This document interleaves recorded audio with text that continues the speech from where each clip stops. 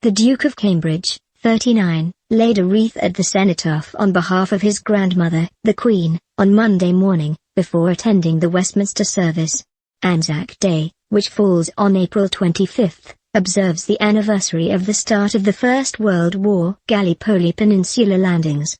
The doomed 1915 campaign saw thousands of Anzac troops, or the Australian and New Zealand Army Corps, die after Allied forces attacked the Turkish peninsula. The aim was to take control of the Dardanelles Strait, a critical route towards Russia and the Black Sea. But the campaign failed to gain ground, and the forces withdrew from the area 8 months later. The Anzac spirit is celebrated on April 25 as a show of endurance and discipline. It is marked with a National Day of Remembrance in Australia and New Zealand. The High Commissioners of Australia and New Zealand will address the congregation during the service at the Abbey, as will the Dean of Westminster.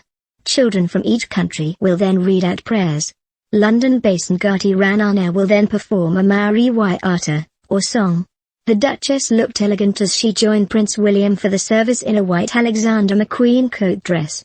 Kate, 40, previously donned the ensemble for her daughter, Princess Charlotte's christening. The outfit also made another appearance in 2017, when Kate and William attended a memorial for the centenary of the Battle of Passchendaele in Belgium. She paired the dress with Princess Diana's Collingwood earrings and a sleek matching headband. Ahead of the service, Prince Charles and Camilla, Duchess of Cornwall, praised the gallant comradeship of the Anzac spirit in a statement. They alluded to the war in Ukraine in their message, with a note of encouragement for those fighting for freedom in the face of oppression. The future king, 73, and the Duchess wrote, "As we pause to reflect on the sacrifice of the armed services personnel of Australia and New Zealand in 2 world wars, and in other conflicts and peacekeeping operations, our thoughts will also be with those communities around the world who are being torn apart by violence and conflict, and those who are fighting for freedom in the face of oppression."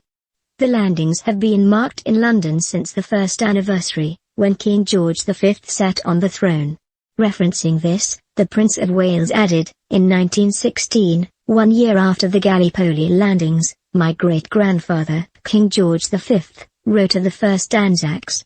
They gave their lives for a supreme cause in gallant comradeship."